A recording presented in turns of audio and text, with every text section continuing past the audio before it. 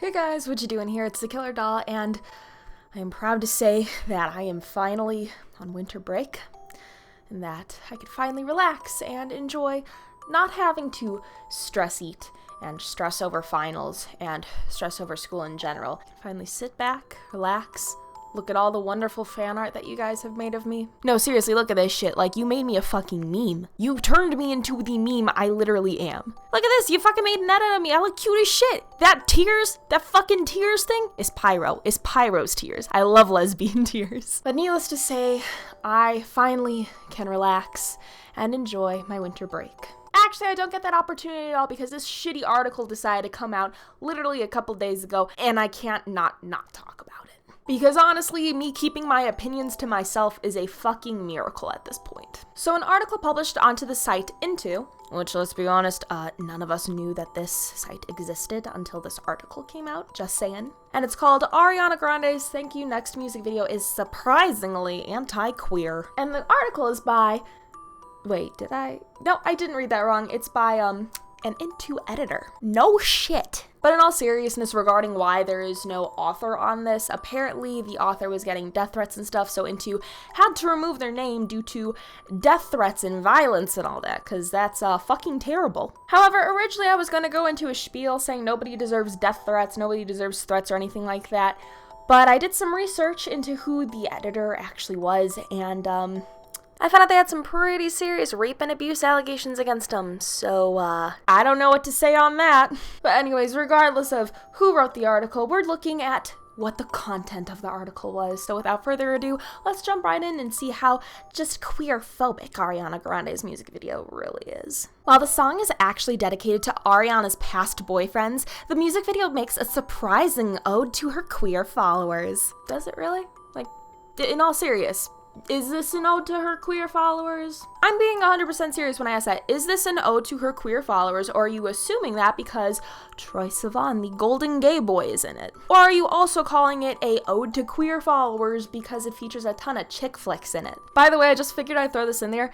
This article talks a lot about how Troye Sivan plays a gay character and everything in this, but yeah, Troye Sivan fucking laughed at this article, so Troye, if you're out there, you're doing God's work. I genuinely love you. But anyways, I don't see where they're talking about how this is an ode to queer followers because I watched the whole fucking video. Finally, right? I mean, my life is just so busy. Finals just totally killed me, even though I didn't do anything to prepare for them, and it'll be a miracle if I pass, but that's besides the point. And to be honest, as a member from the LGBT community, there's nothing that's an ode to queerness in it besides Troye Sivan, the singular gay guy in this. By the way, that's to my knowledge that Troye Sivan is the only LGBT person in the video. I could definitely be wrong, but if that's all it takes to be an ode to queer followers, your standards are low as fuck. Plus, not everything needs to be about queer followers, but you know what, I digress. I'm just bisexual. My opinion doesn't fucking matter. Unfortunately, not all representation is good, and her music video failed to support the basic dignity of queer and trans people,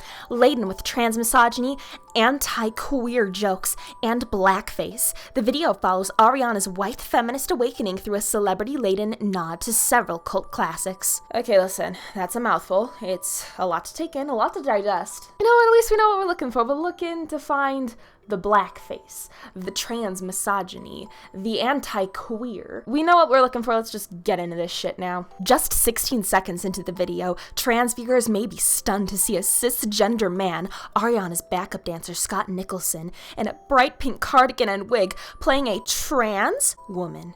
We're already supposed to laugh at him for his feminine mannerisms. Seriously, what's wrong with a dude dressing up as a chick and having female mannerisms? It's not an issue. Just saying. I genuinely don't think that this was an attempted bash at trans women. It's just a guy dressing up as a chick and being stupid. Personally, I don't think you yourself think that it's, you know, a genuine bash on trans women because you had to add that nice question mark after trans. So I genuinely don't think you think it was a bash either. You're not convincing me on that shit. A lot of male actors have dressed up as women in movies to be funny, such as iconic Wayne brothers for their classic movie White Chicks and Robin Williams in Miss Doubtfire. Now I have to ask you a question. Would you consider any of those transphobic or making fun of trans women? No, you wouldn't. He's just playing a stereotypical chick in regards to Mean Girls, and honestly, it's pretty funny. But then again, nothing can just be for shits and giggles anymore because some people have to get offended by every little detail at this point.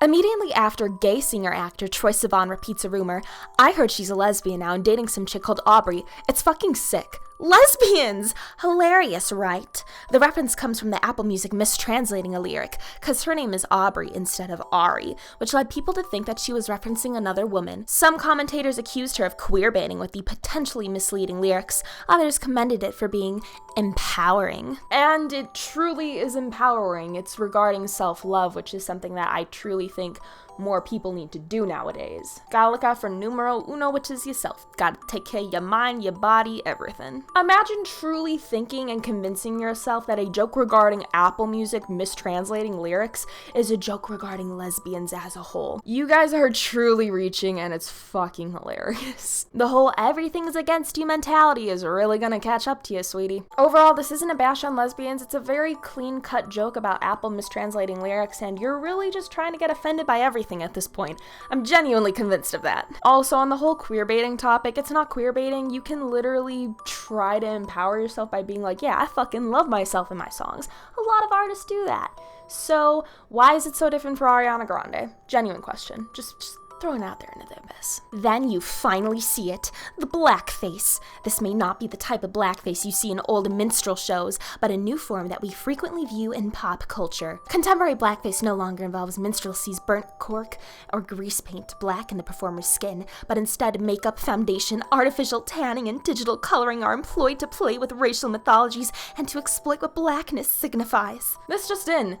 Tanning is now a form of blackface. What the fuck? Yeah, buckle up, ladies and gentlemen, because at this point right here, it just gets worse. As she reflects on her past boyfriends, her skin varies in shades scene to scene in a horrifying transformation highlighting how little she cares about communities of color. As the lyrics continue, it becomes clear she only cares about herself. The individualistic sentiment could be empowering for the white, cisgender, straight feminists who are represented in the video. Of course, this is at the expense of queer people, trans people, and people of color. How are lyrics literally regarding self-love genuinely excluding queer people, trans people, and people of color? Genuinely, I want to know how self-love is only important to people my skin tone or lighter. Genuine question. Fun fact, my friend Dara jams out to this fucking song every time we're in the car, and she's seeing Ariana Grande in concert. Another fun fact, my friend Melanie has been listening to the song on repeat lately because it's so goddamn catchy. Oddly enough, these women in my life are a lot darker than me. Remind me again how people of color are not going to feel empowered by this song. Because I'm pretty sure it's like every standard pop song where it's universal and just kind of standard enough that everybody can get into it. Also, who knew that self-love and self-empowerment only means you care about yourself? You know what? I take it back. I'm gonna call Beyonce because she's written a few songs like that and she needs to know that she's fucked up. Truly, I don't get how this is at anybody's expense. Seriously, I can't wrap my head around this. How is self-love?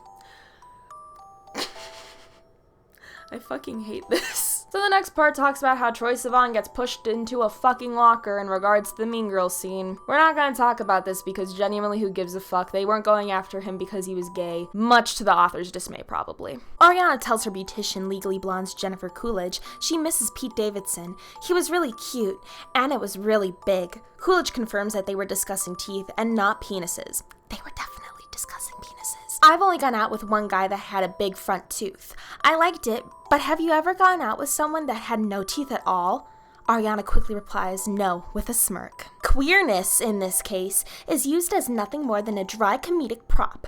Ariana at this point not only responds to rumors about her sexuality just once, but twice in the video. She emphasizes her heterosexuality as a point of pride and empowerment. Here's a fun game. Take a shot every time they say something stupid, because I guarantee by the end of this, you will end up with alcohol poisoning and will never have to read an article as bad as this again. By the way, this is water. I'm dehydrated. Listen, do I even have to explain how much of a reach this is? Genuinely, just throwing it out there. This is stupid. This is the stupidest thing. This article, my one brain cell's going into overdrive, guys. It's gonna fucking pass out in 5 seconds. This isn't some heterosexual pride bullshit. This is her making a statement talking about an ex. Genuinely, I hope the person that wrote this article only watches Hayley Kiyoko's music videos and Troye Sivan's, because genuinely, I don't think they could take watching a music video with a potentially straight bi pansexual person getting with somebody the opposite sex, because that would just be too much regarding heterosexual pride. Truly a nightmare. After the music ends, it cuts to Kris Jenner, who plays Ariana's mom. She simply shouts, "Thank you, next bitch," while holding a camera, the final line of the music video. As bitch is generally directed at women and thank you, next is in reference to relationships, this is likely aimed at Caitlyn Jenner. She divorced Caitlyn in 2015 shortly after her transition. Perhaps this is a reference to Caitlyn's far-right politics. Perhaps it's a jab at her trans identity. We can't be sure unless Kris Jenner speaks out about the line. Regardless, there is something questionable about ending such a virulently anti-queer, trans-misogynistic video with a complaint about trans women. Okay, listen, hear me out really quick. I genuinely can picture this person being like strung out on like 4 years worth of only drinking Starbucks and just pinning shit to a board being like, this is transphobic, this is sexist, anti-queer. Like, you know, that one fucking picture with that guy from It's Always Sunny in Philadelphia? Like, I'm getting those vibes, ladies and gentlemen. So everybody says the word bitch, and we don't mean it particularly at women anymore. Also involving Kris Jenner is basically probably an ode to the "you're doing great, sweetie" gif that I always see around Twitter that this person has probably used multiple times and has just blanked on it because it doesn't tie into her fucking agenda. And to add to that, no, she doesn't need to speak out regarding the situation and why she said, "Thank you, next bitch." It's probably lighthearted, and you're taking it way too far and overthinking it, because why the fuck not? You overthought the rest of this video. Why not make the ending just as bad? Thank you, next is entertaining. The kind of entertainment that we should be horrified about. If nothing else, we should gawk and whore at ministrily anti-queer, anti-sentiment, and racism that is so prevalent in the video.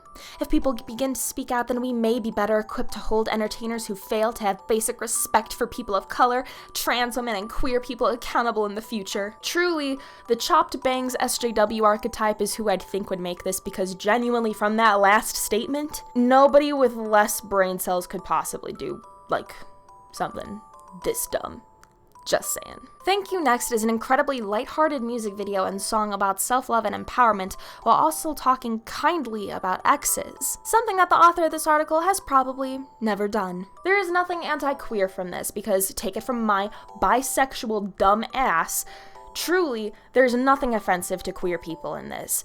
The whole anti-trans bullshit is clearly just bullshit, because a guy dressing up as a chick and just doing stupid shit is not an attack on trans women. Truly, if it was, my friend Spencer would be the biggest culprit of anti-trans bullshit. And racism? Bitch, there is none. Stop acting like tanning makes you fucking racist. You're watering down the meaning of the word racist. So in conclusion, what have we learned here today? We've learned that Thank You Next is truly a very uplifting song that you should listen to when you really need to feel that good self-love and that good old empowerment, and that the author of this article genuinely probably shouldn't have a connection to the internet. I'm just throwing it out there. You shouldn't be able to just say something or someone is queerphobic, anti-trans, or racist just because you can.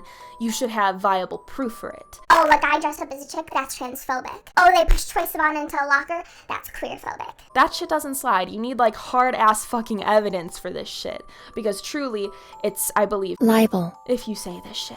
Just because you don't like something and consider it a subliminal message doesn't mean it exists in the media you're fucking critiquing. But yeah, anyways, that's gonna be it for this video. That's just my hot take on this garbage article, if you would. But yeah, I just want to say thank you guys so much for watching this video. I know I usually don't talk about, like, pop culture kind of stuff, and genuinely, I'm not that big of a fan of Ariana Grande, but this song kind of slaps, just fucking saying. By the way, I genuinely do love the fan art you guys have made of me, so if you've ever drawn me or made an edit of me, please tag me in it. I want to fucking showcase that shit, because it's so cool to me that, like, you guys would do shit like that, because I'm a fucking nobody from the middle of nowhere in Illinois. The fuck you mean you gonna make art of me? I mean that in the nicest way possible. I genuinely appreciate it. It's so cool. So please tag me on Instagram or Twitter if you do shit like that, because I want to fucking showcase it. But yeah, I just wanted to say that. And again, thank you guys so much. And until the next time, I will see you guys later.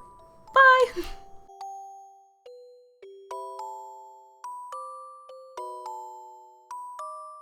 By the way, my voice was fucked up. I went to Gambino's last ever tour. Fucked up my voice screaming 3005, and I almost cried because I heard the fucking horns from Bonfire. Great times.